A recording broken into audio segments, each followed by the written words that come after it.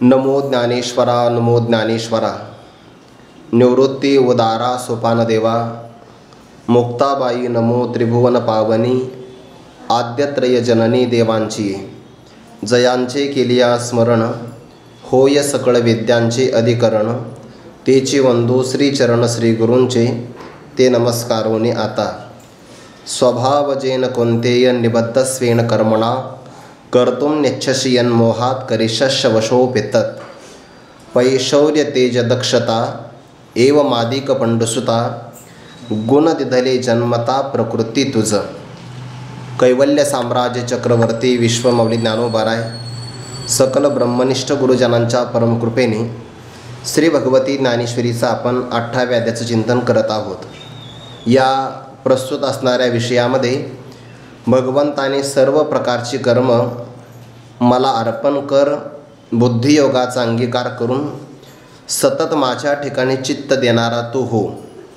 जो माझ्या ठिकाणी चित्त समर्पण करतो तो माझ्या प्रसन्नतेनं किंवा प्रसादाने सर्व प्रकारच्या संकटातून, सर्व प्रकारच्या विकारातून तरुण जातो। परंतु मी पंडित आहे, विद्वान आहे, मी धार्मिक आहे, मी देवाचं ऐकणार नाही किंवा माझ्या वाटेला आलेलं कर्म मी करणार नाही असं म्हणून तू जर माझं वचन श्रवण करणार नसशील तर अर्जुना तुझा नाश होईल। याचा अर्थ एकतच विधीचं उल्लंघन होईल, स्वधर्माचा त्याग होईल, परधर्माचा स्वीकार होईल आणि चौथा दोष आहे पुरुषार्थापासून तू भ्रष्ट होशील।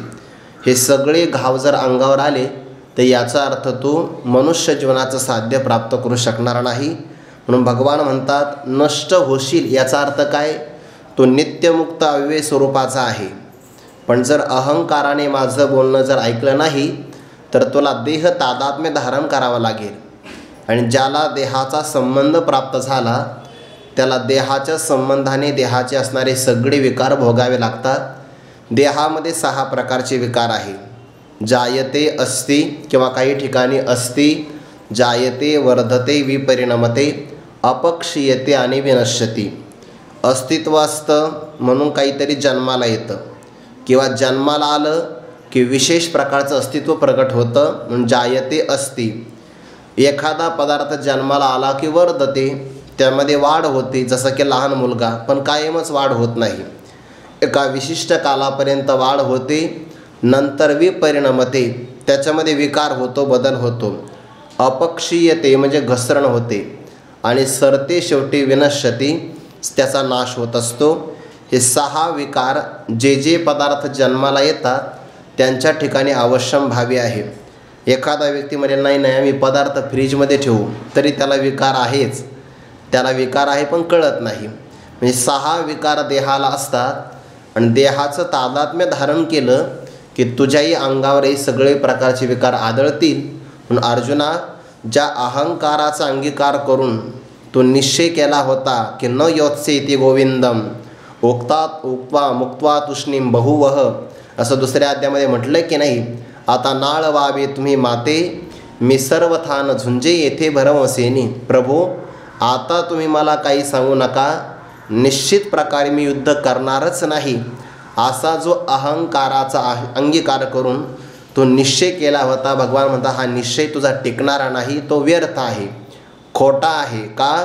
तुझा असणारा प्रकृती स्वभाव किंवा क्षत्रियाचा स्वभाव तुला युद्धामध्ये नियोजनपूर्वक प्रवृत्त केल्याशिवाय राहणार नाही। जरी तुझा निश्चय आपण मानला तरी पण हा निश्चय तुझा असणारा स्वभाव व्यर्थ घालवील। का बरं? कारण तू स्वतःच्या स्वभावापासून तयार झालेल्या कर्माने चांगल्या प्रकारे बांधला गेलेला आहे। स्वभावाचे 3 अर्थ होतात। वर्तमान जीवनामध्ये आता सध्याच्या काळामध्ये आपली जी प्रवृत्ती किंवा निवृत्ती होते, जे सुखदुःख आपल्याला भोगावे लागतात, याला गत जन्मातला आपला संस्कार कारण आहे। आणि गत जन्मातला संस्कार आता कारण झाला म्हणून त्याला आपण स्वभाव असं म्हणतो। तो स्वभाव तुला प्रवृत्त करेल। दुसरा अर्थ असा होतो जे तुझ्या ठिकाणी गुण आहे त्या गुणातून एक स्वभाव तयार होत असतो। सत्वगुणाचा सात्विक स्वभाव आहे, रजोगुणाचा राजस स्वभाव आहे, क्षत्रियाच्या ठिकाणी सत्वगुणामध्ये रजोगुणाचं मिश्रण असतं आणि तो रजोगुणाचा स्वभाव तुला कर्म केल्याशिवाय राहणार नाही. मागचा संस्कार म्हणजे स्वभाव, आताच्या गुणाची असणारी चाल तोही स्वभाव आहे, किंवा जगाला कारण असणारी जी माया प्रकृती तिचा असणारा स्वभाव हाही तुला कर्माने बांधून टाकणारा आहे. स्वभावजेन कोणते निबद्ध स्वेन कर्मणा यत मोहात कर्तुम न यच्छसी. अविवेकाने जे गोष्ट तू करण्याची इच्छा करत नाही त्या स्वभावाला वश होऊन, अवशः अपि, स्वतःची इच्छा नाही आहे पण स्वभावाला वशीभूत होऊन मात्र निश्चित तत्करिष्यसी, ते तू केल्याशिवाय राहणार नाही. यावरच्या 2-3 ओव्या आपण या श्लोकावरच्या पाहिल्या होत्या. अर्थात जर पूर्व दिशेला पाणी वाहत असेल तर पोहणाऱ्या व्यक्तीने ओघाचा ओघ लक्षात घेऊन, प्रवाहाची दिशा लक्षात घेऊन पोहलं पाहिजे. एखादा प्रवाहाच्या विरुद्ध पोहत असेल तर त्या पाण्याचा वेग बरोबर त्याला आपल्या मार्गामध्ये आणल्याशिवाय राहणार नाही. म्हणजे पूर्वेकडे पाणी वाहत आहे तर तो पश्चिम दिशेला पोहू शकणार नाही, त्याला पूर्व दिशेलाच पोहावं लागेल. आणि एखादा मला नाही मी पट्टीचा पोहणार आहे, सुवर्णपदक विजेता मी आहे, तर ते सुवर्णपदक तिकडे चालेल, प्रवाहामध्ये चालणार नाही. प्रवाह तुला बरोबर पाण्यामध्ये आपल्या मार्गाला आणल्याशिवाय राहणार नाही. दुसरं उदाहरण दिलं होतं, साळीचा कण जर असं म्हटला की मला साळीपणाने उगवायचं नाही, पेरताने मला तुम्ही साळी म्हणून पेरा, पण उगवताना मात्र दुसऱ्या बीजाच्या रूपाने मी प्रगट होईल, तर स्वभावाला अन्यथा करता येत नाही. अगदी त्याप्रमाणे क्षत्रियाचा संस्कार परिपूर्ण झालेला आहे आणि त्या प्रकृतीपासून तू तयार झाल्यामुळे अर्जुना आता नुठी मनसी मी युद्धाकरता उठणार नाही असं जरी तो म्हणत असेल, परंतु हा धांदा म्हणजे व्यवहार, क्षत्रियाच्या ठिकाणचा व्यवहार, त्या व्यवहाराने निश्चित युद्धाला मात्र तो उठविला जाणारच आहे, अन्यथा करता येणार नाही. इथपर्यंत काल आपण विचार पाहिला. का बरं अर्जुन युद्ध करणार, त्याचे कारण सांगतात भगवान की तुला प्रकृतीने काही गुण दिले आहे आणि ज्याचा जो गुण असतो ना तो गुण त्याला प्रवृत्त केल्याशिवाय राहत नाही. बघा ते आपण उदाहरण ऐकतो ना, ते एका राजाने ते कोणते ते आपले ते काहीतरी अलंकार वगैरे विकतात ना, त्या बाया केरसुनी वगैरे, आता कोणी विकतात तो भाग सोडून द्या, पण ते दारशिना वगैरे त्याला म्हणतात, ते विशिष्ट समाजातली बाई ती विकत असते. राजाची नजर तिच्यावर पडली आणि राजाने तिच्याशी विवाह केला. त्याला ती भाकरवाडाशी सवय, संस्कार तिचा, तिला लग्न झालं आणि तिला सांगितलं नाव घे. आता ते नाव आपल्याला घेता येत नाही, पण ते मी ऐकलं आहे म्हणून सांगतो. पातेल्यामध्ये ठेवलं दूध, तुम्ही असं म्हणू नका की मला इथे येतं, आता ओघात आले म्हणून सांगतो. दुधावर आली साय असं म्हणतात. आणि त्या राजाचं तिने नाव घेतलं आणि भाकरवाड ग माय. काय जरी ती राणी झाली तर त्याचा जो काही गुण आहे ना पाठीमागचा, जो स्वभाव आहे, तो स्वभाव मात्र थांबल्याशिवाय राहत नाही, तो प्रगट होत असतो. आपल्याला सुद्धा या अनुभवाला येत आहे. तो स्वभाव दबत नसतो, तसा क्षत्रियाचा स्वभाव आहे. आणि त्या स्वभावाने तू असं म्हटला की मी युद्ध करणार नाही, तर तुझे असणारे गुण तुला युद्धामध्ये युद्ध केल्याशिवाय भाग पाडणारच, ते गप्प बसणार नाही. कोणते गुण आहेत? 89 क्रमांकाची ओवी आहे. पैशौर्य तेज दक्षता एव मादिक पंडुसुता गुणदिदले जन्मता प्रकृती तुझ तरी तयाच या समवाया अनुरूप धनंजया न करिता उगलिया नयेल असो म्हणून यातिही गुणी बांधलासी तो कोदंड पाणी त्रिशुद्धी निगश्य वाहानी क्षात्राची या 3 ओव्यांचा एकत्र विचार आहे. बरं 1289, 90 आणि 91. शौर्य तेज दक्षता एव मादिक पंडुसुता. एवं म्हणजे या प्रकारे आणि आदिक म्हणजे सुरुवातीला जे आहेत त्याच्यानंतरचे बाकीचे गुण. क्षत्रियाच्या ठिकाणी 7 गुण आहे, ब्राह्मणाच्या ठिकाणी 9 गुण आहे, वैश्याच्या ठिकाणी 3 प्रकारचे आणि शूद्र व्यक्तीच्या ठिकाणी 1च प्रकारचा. ब्राह्मणाचे 9 गुण आपण पाहिले. शमोदमस्तप शौचम क्षांतिरार्जवमेवच ज्ञानम विज्ञानमस्तिक्यम ब्रह्मकर्म स्वभावचम. हे ब्राह्मणाचे 9 गुण सांगितले, 9 प्रकारचे कर्म आहे. क्षत्रियाच्या बाबतीमध्ये शौर्यम तेजो धृतिरदाक्षम योद्धे चाप्य पलायनम दानमीश्वर भावश्च क्षात्रम कर्म स्वभावजम हे क्षत्रियाच्या ठिकाणी असतात. कृषी गौरक्ष वाणिज्यम वैश्य कर्म स्वभावजम वैश्याच्या ठिकाणी 3 प्रकारचे आणि या सर्वांची सेवा करणं, सेवा पुरविणं.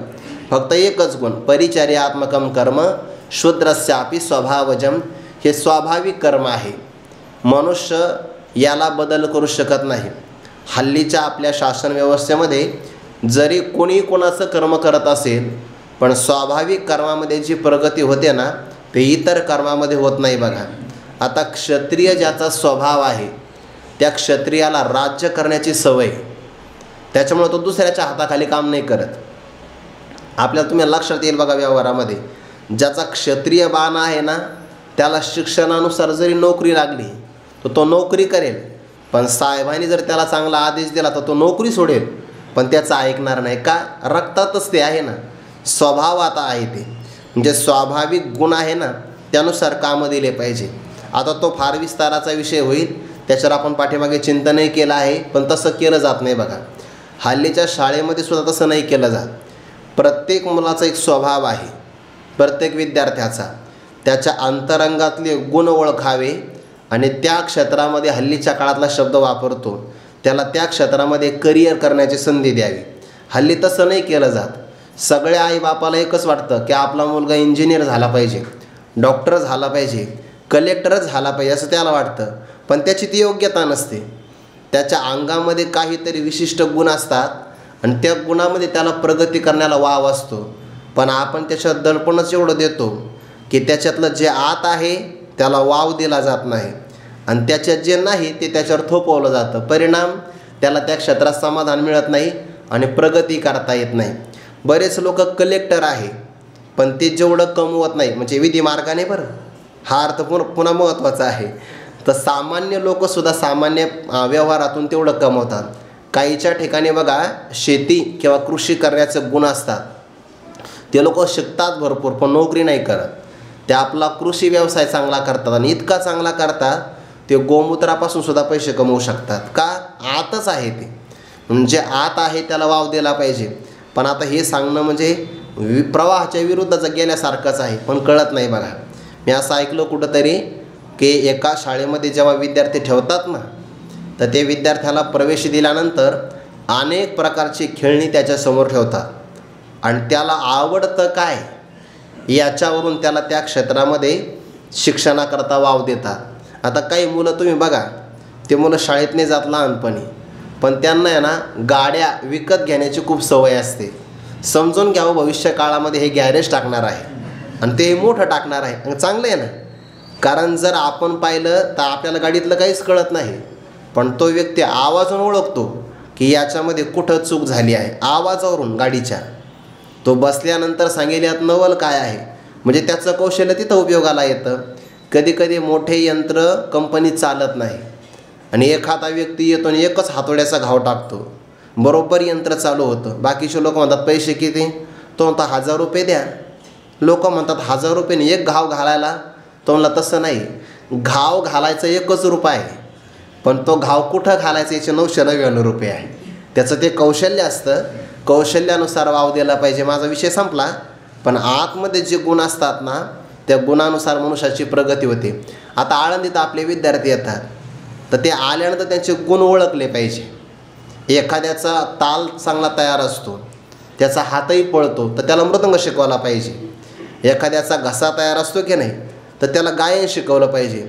आणि एखाद्याची बुद्धिमत्ता तयार असते तर त्याला पाठांतर दिलं पाहिजे. मग कीर्तन नाही, ज्ञानेश्वरी पाठांतर दिली पाहिजे. त्याला आपण 6 महिन्यात कीर्तनकार करतो, परिणाम काय होतो, तो अभ्यासच करत नाही, दिशा भरकटून जाते. आणि एखाद्याला त्याचा हात चालत नाही, त्याचा घसा चांगलं काम करत नाही, त्याची बुद्धिमत्ता चालत नाही, तर त्याला सोडून देऊ नये, तो नियोजनात तयार असतो आणि त्याला ते सांगितलं पाहिजे. काही विद्यार्थी बघा तुम्ही अभ्यास म्हणलं का करत नाही आणि सेवा म्हटलं का सगळ्या आश्रमाची सेवा तो एकटाच करतो, म्हणजे त्याचा सेवेचा पिंड आहे. पण त्याची प्रतारणा करू नये, त्याला त्यातून वाव दिला पाहिजे. आपण तसं नाही करत, कोणी आला का त्याला एका शिक्क्यात बसवतो, परिणाम चांगला व्यक्ती आपल्याला मिळत नाही. गुण जे आहे ते ओळखले पाहिजे. असू द्या, विषय होईल. मला संस्था टाकावी लागली यासाठी. एवम शौर्य तेज दक्षता.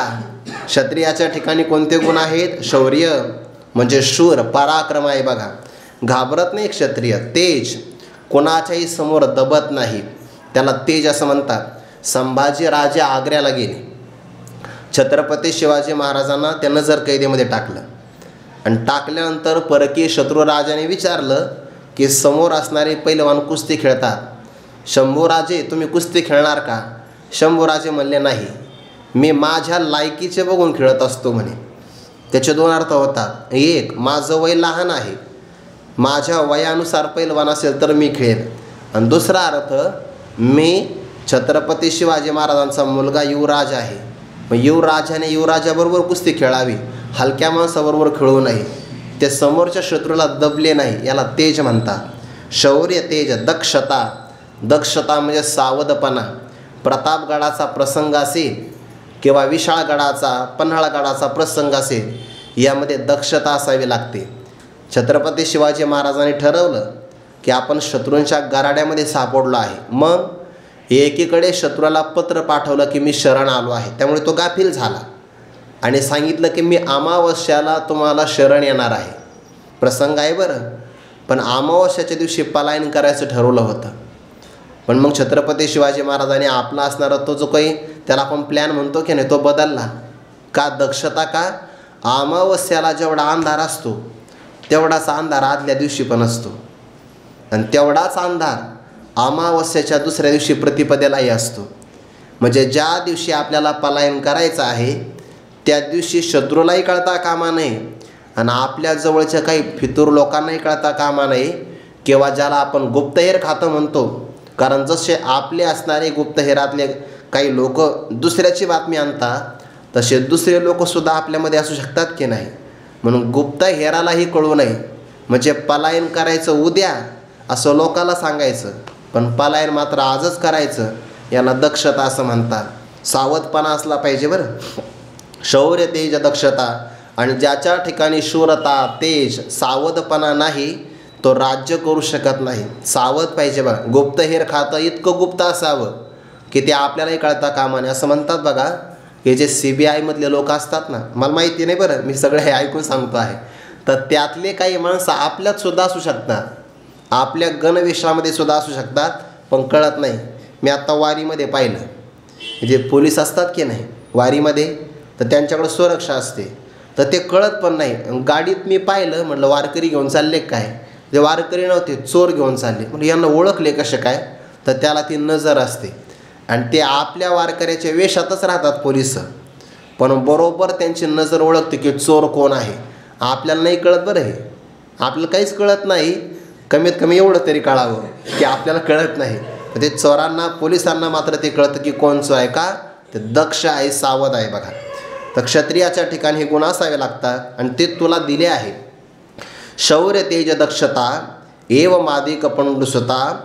एवम म्हणजे 3च घेतले बरं, बाकीचे असणारे 4 गुण शौर्य तेज दाक्षम युद्धे चाप्य पलायनम दानम ईश्वर भावश्च क्षात्रम कर्म स्वभावजम, हे त्या श्लोकामध्ये आलेलेच आहे. बाकीचे आपण घ्यायचे.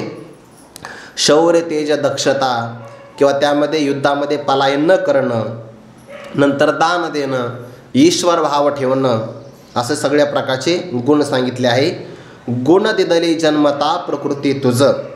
अर्जुना, तुझं म्हणजे तुला हे गुण जन्म झाल्याबरोबर प्रकृतीने तुला प्रदान केले आहे. प्रकृती म्हणजे स्वभाव, क्षत्रियाचा असणारा स्वभाव किंवा क्षत्रियाच्या प्रकृतीतून हे 7 प्रकारचे गुण तुला दिले आहे. आणि ज्याला जे गुण असतात ना, त्या गुणानुसारच तो व्यक्ती वागत असतो. आपला जरी एखाद्यावर आग्रह असेल की एखाद्या व्यक्तीने सात्विक गुणानुसार वागावं आणि तो व्यक्ती राजसी असतो, तो लवकर तसा वागत नाही, मग आपल्याला एक करावं लागतं, त्याचा रजोगुण कमी होईल आणि सत्वगुणात वाढ होईल तसं त्याला आहार द्यावा लागतो. जर त्याचा रजोगुण कमी कमी होत गेला आणि सत्वगुणाची वाढ होत होत गेली तर बरोबर तो सात्विक व्यक्तीसारखाच वागेल, पण त्याला थोडासा वेळ लागेल. म्हणून गुणानुसारच व्यक्ती वागत असतो. फक्त गुणांची वाढ होईल तशा प्रकारे वातावरण तयार केलं पाहिजे. भागवतामध्ये गुण वाढण्याकरता 10 गोष्टी कारण सांगितल्या आहे. आगमोप प्रजादेश कालकर्मच जन्मच ध्यानम मंत्रत संस्कारो दशैते गुण हेतवः असे 10 कारणं सांगितले. आपण वाचणारं शास्त्र, पिलं जाणारं पाणी, आपली असणारी संगतीतले लोक, आपण राहत असणारा देश, कोणत्या कालात आपण कर्म करतो, काय प्रकारची आपली क्रिया आहे, आपल्या मनाचं चिंतन काय आहे, आपला मंत्र कोणता आहे आणि आपल्याला संस्कार कोणते झाले, हे 10 असणारे घटक आपल्या गुणांच्या वाढीला कारण ठरतात. हे जर 10 सात्विक असेल तर सत्वगुण वाढेल. हे 10 जर राजस असेल तर रजोगुण वाढतो. आणि या 10 गोष्टी जर तामसी असेल तर मग आपला तमोगुण वाढतो. म्हणून जसे गुण आहे त्यानुसार व्यक्ती वागतो. मग असं नाही म्हणायचं की माझे गुण असे मागचेच आहे, मी तसाच वागणार. जर सात्विक असेल तर तसंच वागावं. पण राजसी तामसी गुण असेल तर त्या गुणांचा पराभव ज्यामुळे होईल ते करावं आणि सत्वगुणाची वाढ होईल त्या गोष्टी करत राहाव्या. म्हणून परमार्थ करायला वेळ का लागतो माहिती आहे का? त्याचे कारण ही आहे. आपले गुण कोणते आहे त्या गुणांच्या बरोबर संघर्ष करावा लागतो ना आपल्याला. पहिलं युद्ध तिथं करावं लागतं. आणि बरेच माणसं तिथं शस्त्र टाकून देतात. माणसं म्हणतात माझं मन लागत नाही. का लागत नाही? मनामध्ये गुण फार आहे आणि मनाला आवडत नाही आहे. मनाला त्याच्या अनुरूप असावं लागतं. कधी कधी अनुभवाला येतं बघा. हे जर एखाद्याला म्हणलं ना अभ्यास कर, त्याचं मन लागत नाही आणि त्याला म्हटलं मालिका पहा, तर सगळा मोबाईल संपेपर्यंत तो मालिका पाहिल. का? मनातले गुण आहेत तसे. पण त्या गुणांचा पराभव होईल ते करावं लागतं. आणि इथं तर खरी कसोटी आहे. याच्या जो टिकला त्याला धैर्य असावं लागतं. तो परमार्थामध्ये प्रवास करू शकतो. गुण दिदले जन्मता प्रकृती तुझ तरी तयाची या समवाया अनुरूप. समवाया म्हणजे त्या गुणांच्या समुदायाला अनुसरून. धनंजया न करिता जर तू कर्म करणार नाही आणि ओगलिया शांत बसणार असेल तर भगवान म्हणतात नाही नयेल असो. त्या गुणांच्या अनुरूप जर तू शांत बसला तर गुण तुला शांत बसू देणार नाही. तुला गुणांच्या नुसारच वागावं लागेल. आणि तुला गुण कोणते दिले आहे? क्षत्रिय आहे ना तू. क्षत्रियाच्या ठिकाणी क्षत्रियाचे गुण असतात. त्या गुणानुसारच तुला वागावं लागेल.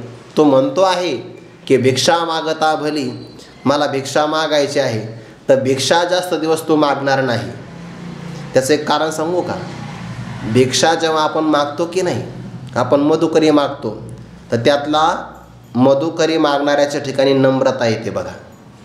जरी तो घरचा किती श्रीमंत असेल पण जर त्याने मधुकरी मागितली तर भिक्षा मागताना त्याच्या ठिकाणी नम्रता येते.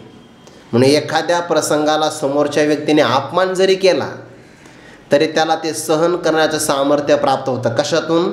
भिक्षा मागण्यातून. मग अर्जुना तू भिक्षा मागितली सुरुवातीला तर बरं वाटेल, आणि एखाद्याने अपमान केला तर तो क्षत्रिय आहे. क्षत्रियाला अपमान नाही सहन होणार. उलट ते भिक्षाचं ते काय वस्त्र वगैरे असेल तो त्याच्या अंगणात टाकशील आणि माघारी येशील. का? कारण तुझा गुण तुला ते करू देणार नाही. म्हणून सुरुवातीला बरं वाटतं भिक्षा मागता भरी, पण ते नाही. क्षत्रियाचा स्वभाव आहे ना, क्षत्रियाला बाकी सगळं सहन होईल, म्हणजे क्षत्रियाला अपमान सहन नाही होत. क्षत्रिया रणी पळवणे जाणे ते कोण साहे लाजिरवाने संभावितस्यच्या कीर्तीर मरणाद तिरिच्यते. त्याला ते मरणापेक्षा कठीण वाटतं. तुझा जो गुण आहे ना त्या गुणानुसार वाग. याचा अर्थ युद्धच कर, दुसरं करू नको. म्हणून तरी तयाच्या समवाय अनुरूप धनंजया न करिता, गुणांच्या अनुसार जर नाही केलं तर उगलिया नयल असो, तुला स्तब्ध राहता येणार नाही. प्रकृतीच्या अनुसार तू वागल्याशिवाय राहणार नाही. म्हणून या तिही गुणी बांधलासी तो कोदंड पाणी त्रिशुद्धी निगशे वाहानी क्षात्राच्या. म्हणून या कारणामुळे तिही गुणी म्हणजे त्या गुणांच्या द्वारे कोदंड पाणी, कोदंड म्हणजे धनुष्य आणि पाणी म्हणजे हात, ज्याने हातामध्ये धनुष्य धारण केला आहे अशा अर्जुना त्या गुणांच्या द्वारे तो बांधला गेला आहे. आणि म्हणून त्रिशुद्धी निगशी वाहानी क्षात्राच्या. क्षात्राच्या म्हणजे काय? क्षत्रियाचा जो स्वभाव आहे ना त्या स्वभावाच्या वाहनी. वाहनी म्हणजे मार्ग, आणि मार्गाला त्रिशुद्धी म्हणजे खरोखर निगशी प्रवास करू लागशीलच. त्या गुणांनी तो बांधला गेला आहे. निबद्धाः निश्चयेन बद्धाः, ज्या गुणामध्ये तो बांधला गेला आहे त्याच गुणांच्या मार्गाला प्रवास करण्याला निश्चित खरोखर तो निघशील, यामध्ये अन्यथा नाही. जरी तू आता म्हणशील की मला नाही युद्ध करायचं, पण हे कुठपर्यंत वातावरण येत नाही तोपर्यंत. एकदा ते वातावरण आलं की तुझा स्वभाव तो प्रगट केल्याशिवाय राहणार नाही. ते असं मी विनोदाने वाक्य ऐकलं आहे की एका मनुष्याला प्रवास करायचा होता, पण त्याला काही घोडं मिळालंच नाही. मालकाने त्याला घोडं सांगितलं होतं आणायचं. तो म्हणला जाऊ द्या, घोडं नाही मिळालं तर मग घोड्यासारखं दिसणार आपण एक घेऊ. आणि त्याने ते गाढव आणलं आणि त्याला घोड्याचा आकार दिला. त्याच्यावर ते लगाम, खोगीर, ते रिकीब सगळे साहित्य बरोबर आणले आणि निघाला प्रवासाला. पण कुठपर्यंत? जोपर्यंत त्या गाढवाला समोर गाढवांचा कळप दिसत नाही तोपर्यंत. एकदा त्याने आपले ज्ञाती बांधव पाहिले आणि लगेच आवाज दिला ना, जसा त्याला आवाज स्वभावाला बदल नाही करता येत. जसं हे उदाहरण आहे व्यवहारात, तर ते सोडून द्या. तसं तू ज्या ठिकाणी क्षत्रियाचे गुण आहे, प्रसंग आला की तो युद्ध केल्याशिवाय. एक प्रसंग पुढे येतोय बघा, तो प्रसंग आपण पुढे पाहू. ना म्हणजे अथवा ना हे आपुले जन्म मूळ, न विचारितचे केवळ, न चुंजे ऐसे आढळ व्रत जरी घेसी, तरी बांधोनी हात पाये, जो रथी घातला होय तो न चले तरी जाये दिगंता जेवी, तैसा तू आपुलियाकडूनी मी काहीच न करी म्हणोनी, ठासी परिभरवसेनी तू चिकैसी. याही 3 ओव्यांचा एकत्र विचार आहे. भगवान म्हणतात पहिल्यांदा तो गुणानुसार वागशील, आणि दुसरा अर्थ असा होतो की तू म्हणण्यामध्ये काही अर्थ नाही आहे, तू परतंत्र आहे. खरंच असं आहे बरं, मनुष्याच्या मनाप्रमाणे काही होत नसतं. हा काही बाबतीमध्ये त्या प्रारब्धाचे 2 अंकुर सांगितले विचारसागरामध्ये. एक तत्नुसार कर्म करण्याची वासना आणि दुसरा फलभोगाचा अंकुर. एकामध्ये प्रारब्ध बलवान आहे आणि एकामध्ये मनुष्याचा प्रयत्न बलवान आहे. मागच्या जन्मामध्ये आपण जे कर्म केले ना, त्या कर्माला या काळामध्ये वर्तमान काळात 2 अंकुर फुटतात. एक तसंच कर्म करावं असं आपल्याला इथं वाटतं, तत्सदृश्य कर्म करण्याची वासना असते आपली, तसंच करावं असं वाटतं. हा एक प्रारब्धाचा अंकुर आहे. आणि दुसरा फलभोगाचा अंकुर आहे, म्हणजे कर्मानुसार सुखदुःख आपल्याला मिळतात. तर सुखदुःख टाळता येत नाही, ते आपल्याला करावेच लागतात, भोगावेच लागतात. तिथं प्रारब्ध बलवान आहे. पण जो कर्म करण्याची वासनेचा अंकुर आहे तो वाढवायचा का कमी करायचा यामध्ये आपल्या हातात आहे. कल्पना करा, जर आपलं सात्विक संस्कार असेल तर आपल्याला सात्विक कर्म करावं असं वाटेल तर काय करावं? तो अंकुर वाढवावा. आपण ती वासना आपण वाढवू शकतो. पण वाईट कर्म करण्याची वासना निर्माण झाली तर ती वासना खोडून टाकावी का वाढवावी हे आपल्या हातात आहे की नाही. पण ते तिथं प्रयत्न बलवान आहे आणि भोगामध्ये प्रारब्ध बलवान आहे. तसं अर्जुना, कदाचित तू निश्चय केला की मला युद्ध नाही करायचं, पण गुणानुसार मात्र तो युद्ध केल्याशिवाय राहणारच नाही. आणि दुसरा अर्थ असा होतो, जर क्षत्रिय कर्म करण्याची तुझी वासना असेल आणि प्रसंग युद्धाचा आला आहे म्हणून हा पहिल्या प्रसंगामध्ये तू म्हणशील की मला युद्ध नाही करायचं, पण हे वातावरण एकदा शांत झालं की तो युद्ध केल्याशिवाय मात्र राहणार नाही. का?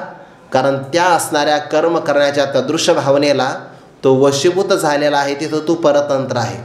आणि जिथे मनुष्य परतंत्र असतो तिथे मनाचा निश्चय चालत नाही, तिथे कर्म त्याच्याकडून ते घडतच असतं. हे भगवान परमात्मा दुसऱ्या विकल्पाने सांगतात ना. हे आपुले जन्म मूळ, आपला मूळ जन्म पाहिला तो कुठं झाला आहे? क्षत्रियाच्या घरी झाला आहे. आणि त्याचा तो विचार नाही केला. न विचारितची केवळ न झुंजे ऐशे आढळव्रत जरी घेसी. आपला जन्म मूळ कुठं झाला आहे, जन्माचं मूळ कारण कोण आहे, त्याचा विचार न करता मी युद्धच करणार नाही असं आढळ व्रत जरी तू धारण करशील तर भगवान म्हणतात तुझं ते व्रत काही राहणार नाही. बघा, ते आढळ व्रत कधी ना कधीतरी ढळणारच आहे. ते काय कायम स्थिर राहणार नाही. कसं उदाहरण दिलं आहे, तरी बांधोनी हात पाये, जो रथी घातला होय तो न चले तरी जाये दिगंता जेवी. एखादा मनुष्य तो म्हणला मला प्रवास नाही करायचा, मी प्रवास नाही करणार, असा जरी तो म्हणला आणि दुसऱ्या बलवान व्यक्तीले ज्ञानोबा म्हणतात बांधून हातपाया. हे फार गोड आहे उदाहरण. त्याचे नुसते हात नाही बांधले. जर नुसते हात बांधले असते तर त्याने पायाने कुठंतरी पलायन केलं असतं. बरं नुसते पायच बांधले असते तर हाताने त्याने गाठ सोडली असती. म्हणून दोन्ही बांधले आहे. तरी बांधोनी हात पाय किती बारकावे ज्ञानोबा यांचा. म्हणजे उदाहरण देताना थोडीशी सुद्धा उणीव राहू नये इतका दृष्टांत बिनचूक दिलेला आहे बघा. बांधोनी हात पाय. नुसते हात बांधले असते तर पायाने गेला असता उडी टाकून पळून. पाय बांधले असते तर हाताने सोडले असते. म्हणून दोन्ही बांधले आहे. बांधोनी हात पाय. जो रथी हाताला होय आणि त्याला रथामध्ये टाकलं.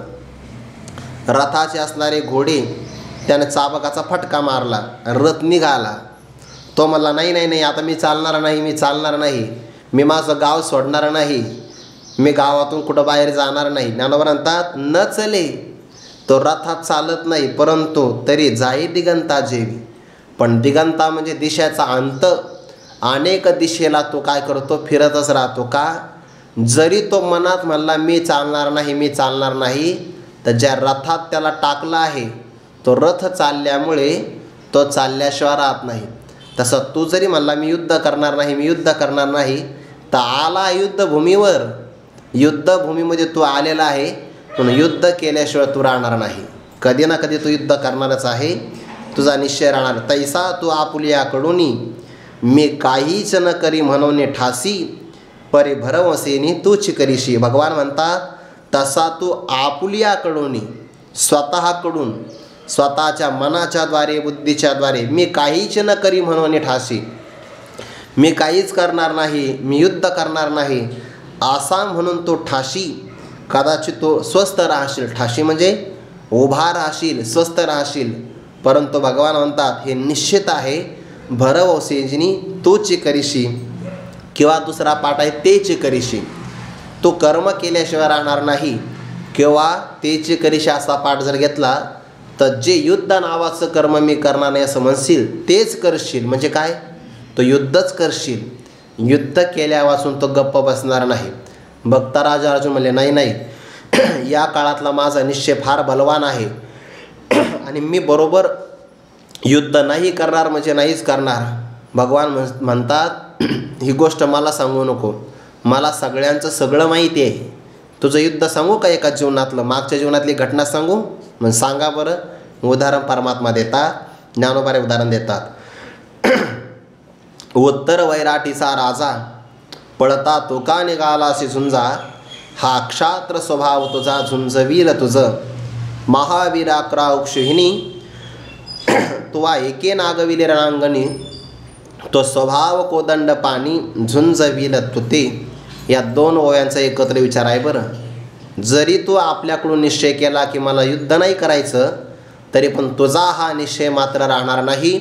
भूतकाळातलं परमात्मा उदाहरण देतात. क्षत्रियाला युद्धाकरता एखाद्याने आव्हान दिलं तर क्षत्रियाला नाही म्हणता येत नाही. जसं आपल्याला एखादा मनुष्य म्हणला जेवायला या तर आपण नाही म्हणत नाही ना, अगदी तसंच. किंवा एखाद्याने द्युतकर्मामध्ये पाचारण केलं, चौसर म्हणतात त्याला, द्युतकर्म खेळण्याकरता या, तर क्षत्रियाला त्यालाही नकार देता येत नाही. धर्मराजाला दुर्योधनाने द्युतकर्म खेळण्याकरता पाचारण केलं म्हणजे आमंत्रण दिलं तर नाही म्हणता येत नाही. म्हणून द्युतकर्म खेळायला गेली ती. पण द्युतकर्माचे जे काही फाशे होते ना त्याला आपण ते सोंगट्या वगैरे म्हणतो, धर्मराजाच्या बाजूने पडत नव्हते. असं म्हणतात की शकुनीने जरासंधाच्या हाडापासून ते चौसर तयार केले होते त्या सोंगट्या. आणि ते भीमाला हाडं घाबरायचे. काय धाक असेल भीमाचा? जरासंध घाबरेल जिवंत असताना, यात नवल काय आहे? त्याचे हाडं मिळाल्यानंतरही घाबरायचे असं म्हणतात. आणि मग ते टाकले तर भीमाला घाबरल्यामुळे ते उलटे पडायचे. म्हणजे धर्मराजाच्या बाजूने पडत नसायचे. धर्मराजाने काही सांगितलं की ते मनाप्रमाणे आकडे पडत नसायचे. परिणाम धर्मराजे हरत गेले. हारले, सगळं राज्य हारले. शेवटी शकुनीने सांगितलं एक गोष्ट अशी आहे ती पानाला लावा, मिळालं तर सगळं राज्य वैभव तुम्हाला आम्ही देऊन टाकू. कोण? म्हणे द्रौपदी. आता द्रौपदी काही वस्तू नाही आहे, पण द्युतकर्मामध्ये धर्मराज एवढे हरत गेले, द्रौपदीच पानाला लावली. परिणाम द्रौपदीसुद्धा हरली. मग द्रौपदीची विटंबना झाली. भगवंताने रक्षण केलं आणि न्याय निवाडा असा ठरला की पांडवांनी 12 वर्ष वनवासात राहावं आणि 1 वर्ष अज्ञातवासामध्ये. अज्ञातवासात 1 वर्ष असं राहायचं की कोणाला कळू द्यायचं नाही.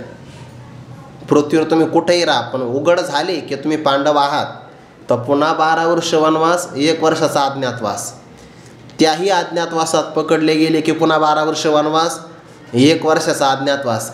म्हणजे त्या दुर्योधनाने, त्याला आपण फिल्डिंग म्हणतो की नाही, अशी लावली होती की पांडव कधीच पुन्हा सत्तेवर येऊ नये. अज्ञातवास 1 वर्ष खूप झाले ना हो पकडायला. मनुष्य किती दिवस झाले, हा रेंज नसेल तर नाही फोन लागणार, पण कधी ना कधीतरी पकडला जाणार की नाही. 12 वर्ष वनवासात राहिले तर भगवंताने वनवासामध्ये भेट घेतली, सांगितलं रडू नका, तुम्हाला वनवासामध्ये राहण्याकरता मिळाली ही संधी आहे. शहाण्या मनुष्याने प्रतिकूलतेमध्ये साधना करावी आणि सामर्थ्य वाढवा, तपश्चर्या करा आणि आपलं सामर्थ्य वाढवून घ्या. म्हणून शहाण्या मनुष्याला कोरोनाचा लॉकडाऊन आला तर त्यांनी पारायण केले बघा, काळाचा उपयोग केला त्यांनी. बाकीचे माणसं रडत बसले, कसं होईल कसं होईल, जे व्हायचं ते होईल की नाही.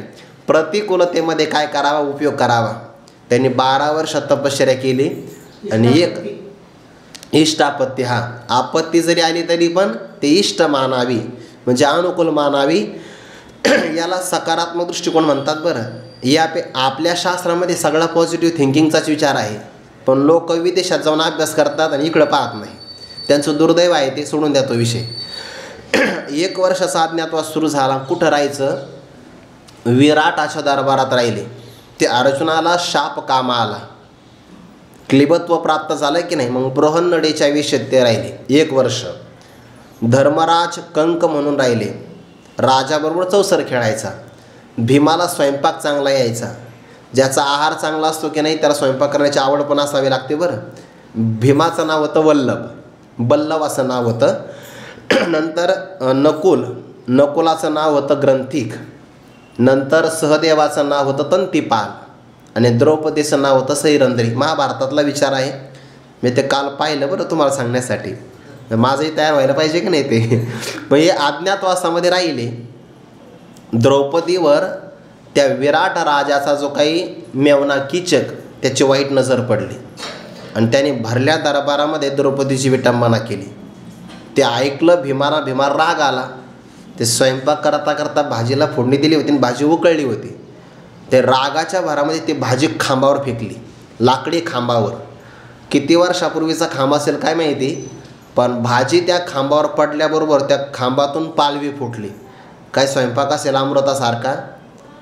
मग ते आपल्यालाही तसं जमला पाहिजे. आपण असं चांगल्या झाडाला जरी भाजी टाकली तर भाजी टाकल्यामुळे झाड जळून जाईल बघा, हे आपला प्रकार आहे. पण भीमाचा हात चांगला असेल. मग ते भीमाने स्वयंपाक, राग आला, पण द्रौपदीच्या विटंबनेचा बदला घ्यायचा. मग सायंकाळी त्याला बोलवलं द्रौपदीच्या मार्फत. तो आला. कामातुराणां भयं न लज्जा, त्याला लाजही नाही भीती नाही. आला तर अर्जुनाने बृहन्नडाचा वेशामध्ये असल्यामुळे मृदंग वाजवला. इतका आवाज झाला, बाकीचे लोक म्हणले सकाळी प्रॅक्टिस करत असायचे, आज संध्याकाळी म्हणजे काहीतरी विशेष कार्यक्रम असेल. मग सायंकाळी मृदंगाचा सराव सुरू झाला आहे म्हणे, काहीतरी विशेष रंगशाळा म्हणतात त्याला. आणि मग भीमच जाऊन बसले होते त्या शय्यास्थानावर आणि कीचकाला मारलं बघा. कीचक बलवान होता, त्याचे भाऊ पण तेवढेच होते. ते सगळे भाऊ भीमाने एकट्यानेच मारले. देशोदेशामध्ये बातमी पसरली, कीचक मारला गेला, कीचक मारला. ती बातमी दुर्योधनापर्यंत पोहोचली आणि दुर्योधन म्हणला कीचकाला मारण्याकरता सामर्थ्य फक्त 5 जणांकडे आहे. भगवान श्रीकृष्ण किंवा बलराम दादा ते द्वारकेत आहे, कर्ण किंवा दुर्योधन आम्ही दोघे इथे आहे आणि भीमामध्ये सामर्थ्य आहे. ज्या अर्थी चौघं आम्ही इथेच आहोत किंवा आपापल्या ठिकाणी आहोत, किंवा द्वारकेत दोघं आहे आणि इथे दोघे आहे. कीचक तर मारला गेला, याचा अर्थ तो भीमानेच मारला. म्हणजेच काय, विराटाच्या दरबारामध्येच हेच 5 जण पांडव आहे. यांचा अज्ञातवास भेदन कसा करायचा, काहीतरी केलं पाहिजे की नाही. म्हणून त्याने विराट राजावर आक्रमण केलं. सैन्याचे 2 विभाग केले. एकाने आक्रमण करायचं आणि विराट राजा आक्रमणाला उत्तर देण्याकरता आला तो दुसऱ्या असणाऱ्या सैनिकांनी विराटाच्या दरबारातल्या ज्या 60,000 गायी आहे त्या गोशाळेवर आक्रमण करायचं. कारण दुर्योधनाला माहिती होतं गायीवर आक्रमण झालं तर पांडव सज्जन आहे, ते अज्ञातवासाला जुमानणार नाही, पण गायीचं रक्षण केल्याशिवाय राहणार नाही. म्हणजे त्या काळातल्या दुर्जनांना सुद्धा माहिती होतं की सज्जन काही पण करतील पण गायीवर मात्र कोणत्याही प्रकारचं संकट येऊ देणार नाही. हल्लीच्या काळात बोध घेतला पाहिजे सज्जन लोकांनी की गायीचं रक्षण झालं पाहिजे. पांडव काही करतील अज्ञातवासाला जुमानणार नाही, पण गायीवर मात्र संकट नाही येऊ देणार. झालं आक्रमण झालं आणि विराट राजा सगळ्या सैनिकाला घेऊन उत्तर देण्याकरता निघून गेले. आणि दुर्योधनाने ठरलेल्या आराखड्यानुसार योजनेनुसार गोशाळेवर आक्रमण केलं. आणि त्या गोशाळेचं रक्षण करणारे आले सेवक धावत. आणि त्या विराटाचा पुत्र होता उत्तर. इथं शब्द त्याचा आला आहे बघा ओवीमध्ये, उत्तर म्हणजे वैराटीचा राजा विराट राजा आणि त्याचा मुलगा उत्तर. त्याला एक मुलगी होती, ती मुलीचं नाव होतं उत्तरा, जी अभिमन्यूला प्राप्त झाली नंतर. आणि त्याला शिकवलं आहे भक्तराज अर्जुनाने, त्याचं ते नृत्य काम वगैरे शिकवलं आहे. तर त्या उत्तरापर्यंत बातमी आली. उत्तर म्हणजे कोण? मुलगा. उत्तरा आणि उत्तर दोन नावं आहे, एक पुल्लिंग आणि स्त्रीलिंग. उत्तर म्हणजे पुत्र आणि उत्तरा म्हणजे मुलगी. तर ह्या युवराजापर्यंत बातमी आली. सांगितलं आपल्या गोशाळेवर आक्रमण झालं आहे, चला तुमच्यावर जबाबदारी आहे, तुम्ही युवराज आहात, भावी तुम्ही राजा आहात, पराक्रम गाजवा आणि त्यांचा निपात करा. आणि मग ते उत्तर म्हटला मी गेलो असतो युद्धाला, माझ्याकडे धनुष्यबाण चांगले आहे म्हणे, पण काय करावं माझ्या रथाला सारथीच कुणी नाही म्हणे. बालिश बहु बायकात बडबडला. हा बालिश बहु बायकात बडबडला. तो स्त्रियामध्ये आला. महाभारतामध्ये असंच उदाहरण आहे बरं. तो बालिश होता ना, म्हणजे लहानच होता तो, आणि स्त्रियांच्या समुदायामध्ये जाऊन काय म्हणू लागला की मीही पराक्रम गाजवला असता, पण काय करावं माझ्या रथाला सारथीच कुणी नाही, सारथीच कुणी नाही. हे द्रौपदीने ऐकलं. तिथं सैरंद्री होती ना ती, तिने ऐकलं आणि सांगितलं काळजी करू नका युवराज, आमच्यामध्ये असणारा हा जो बृहन्नाडा आहे की नाही, याने अर्जुनाचं सारथ्य कर्म केलेलं आहे. तोच अर्जुन होता, पण सांगितलं की याने अर्जुनाचं सारथ्य कर्म केलं आहे, रथ चालवाचं याला चांगलं माहिती आहे, तुम्ही घेऊन जा. आता झालं, जावंच लागलं की नाही, कारण सारथ्यामुळे आपलं काम अडलं होतं, सारथी मिळाला, आता जावं लागेल. आणि मग तो रथ चालवला भक्तराज अर्जुनाने. तर महाभारतात वर्णन आहे, नुसता लगाम खेचला तर जणू ते घोडे हवेच्या बरोबर स्पर्धा करतात की काय, इतक्या वेगाने रथ चालू लागला. आणि जेव्हा त्या रणांगणावर ते आले तर तेव्हासुद्धा 11 अक्षौहिणी सैन्यच होतं बरं. ते पाहिलं त्याने त्या उत्तराने आणि लगेच सांगितलं थांब थांब थांब, यू टर्न घे. म्हणजे काय, रथ पुन्हा माघारी घे आपल्या राज्यामध्ये. म्हणे काय एवढं सैन्य मला माहितीच नव्हतं म्हणे, माघारी चाल. म्हणे माघारी का, मी माझ्या बापाला एकुलता एक आहे. आणि मग हे अगोदरच ठरवावं ना, आळंदीला येण्याच्या अगोदर, आपलं युद्धाला येण्याच्या अगोदर. हां येथे आल्यानंतर काय मी एकुलता एक आहे आणि राज्याला कोणी वारसदार नाही, येथे आल्यानंतर नाही, आता युद्ध करावंच लागेल. त्याच्या लक्षात आलं हा काही रथ मागं घेणार नाही. त्याने रथातून उडी मारली. ज्ञानोबा म्हणतात उत्तर वैराटीचा राजा पळता तो का निघाला अशी झुंजा, त्याने पलायन केलं. अर्जुनाने उडी मारली आणि 100 पावलात त्याला गाठलं आणि पकडला. मूर्खा, क्षत्रियाचा मुलगा आहे, क्षत्रिया रणी पळवणी जाणे ते कोणस आहे लाजीरवाने. माघारी गेला तर लोक तुला नाव ठेवतील ना, तो मला नाव ठेवलं तर ठेवलं, गायी गेल्या तर गेल्या, मी वाचलो पाहिजे. अरे असं वाचून काय फायदा आहे. संभावित पुरुषाला अकीर्ती मरणापेक्षा कठीण असते. चल जान ते तवची जे आवे, जव अपकीर्ती अंगानं पवे. तोला नाही नाही मी युद्ध नाही करणार. अर्जुनाने सांगितलं तू युद्ध नको करू, युद्ध मीच करतोय. शमी नावाच्या वृक्षाजवळ गेले, सगळे ते अस्त्रशस्त्र लपून ठेवले ना, गांडीव नावाचं धनुष्य काढलं आणि ते काढलं. अर्जुनाने त्याला हात लावला, त्या प्रत्यंच्याला गाठ नव्हती बघा. ते ब्रह्मदेवापासून अनेक महापुरुषांनी ते कितीतरी वर्ष सांभाळलेलं होतं आणि ते अर्जुनाशिवाय दुसरं कोणाला उचलत येत नव्हतं. भक्तराज अर्जुनाने सांगितलं तुझं धनुष्य घेतलं असतं, पण माझ्या बाहुबळाच्या समोर तुझं धनुष्य टिकणार नाही, धनुष्य माझंच असावं लागेल, आपलाच फेटा असावा, तो चांगला बांधता येतो की नाही, तसं धनुष्य माझं आहे आणि ते त्या वृक्षावरून काढून घे. काढलं, त्या वृक्षाला अस्त्राला प्रदक्षिणा केली आणि त्याला सांगितलं युद्ध कसं करायचं मी तुला सांगतो. त्याला रथात बांधलं, बांधोनी हात पाये जोरती घातला होई, रथाला बांधलं. आणि तो म्हणला तू आहेस कोण? म्हणे मी अर्जुन आहे. तो उत्तर म्हणला तुम्ही अर्जुन आहे तर मी असं ऐकलं की अर्जुनाचे 10 नावं आहे. सांगा बरं तुमचे 10 नावं. तर ते 10 नावं अर्थासहित सांगितली. मला किरीटी का म्हणतात? इंद्राने माझ्या मस्तकावर मुकुट दिला त्याला किरीटी म्हणून मला किरीटी म्हणतात. श्वेतवाहन का म्हणतात? माझ्या रथाचे सगळे घोडे पांढरे आहेत म्हणून मला श्वेतवाहन म्हणतात. विजय नाव का? मला कधीच पराजय नाही. धनंजय का? राजसूय यज्ञाच्या प्रसंगाला मी धन जिंकून आणलं. कृष्ण का म्हणतात? माझं चित्त सगळ्यांना आकृष्ट करतं. 10 नावं सांगितले सगळे. आणि मग त्याला अर्थ कळाला की खरंच तुम्ही अर्जुन आहात. आणि मग जेव्हा प्रत्यंच्या खेचली, टणात्कार झाला, तो आवाज ऐकला. बाकीचे म्हणलं आता आपलं काही खरं नाही, कारण आता अर्जुन आला आहे म्हटल्यानंतर तो आपला पराजय केल्याशिवाय राहणार नाही. म्हणजे तो एकटा आहे. असू द्या ना एकटा. एकटा सूर्य आकाशात आला तर आकाशातले लाखो नक्षत्र तारका त्यांचा लोप व्हावा. एकटा सिंह आला तर हत्तीच्या कळपाचा विनाश व्हावा. तसा अर्जुन एकटा जरी आला तर महावीर तुम्ही 11 औक्षणी असेल तरीसुद्धा तुमचा निभाव लागणार नाही. ज्ञानोबा म्हणतात तेव्हा तू का बरं? उलट तू तर अज्ञातवासात होता तेव्हा. मग अज्ञातवासामध्ये असताना तू युद्ध तेव्हा का केलं? मग नाही तेव्हा मला स्फुरण आलं होतं. तसंच आताही होणार आहे ना, आताही तू युद्धच करशील. उत्तर वैराटीचा राजा पळता तू का निघालाशी झुंजा, हा अक्षात्र स्वभाव तुझा झुंजविल तुझा क्षत्रियाचा स्वभाव आहे आणि तो तुला युद्ध केल्याशिवाय स्वस्थ बसू देणार नाही. मग कुणाचा पराजय केला? त्या काळामध्ये महावीर 11 औक्षहिणी 11 औक्षहिणी सैन्य तेव्हाही होतं बरं. आणि आताही तेवढंच आहे कुरुक्षेत्रावर. पण तुवा एके नागविले रणांगणी. अर्जुनाने मोहनास्त्र घातलं बघा. 11व्या अध्यायामध्ये पण ही ओवी आहे.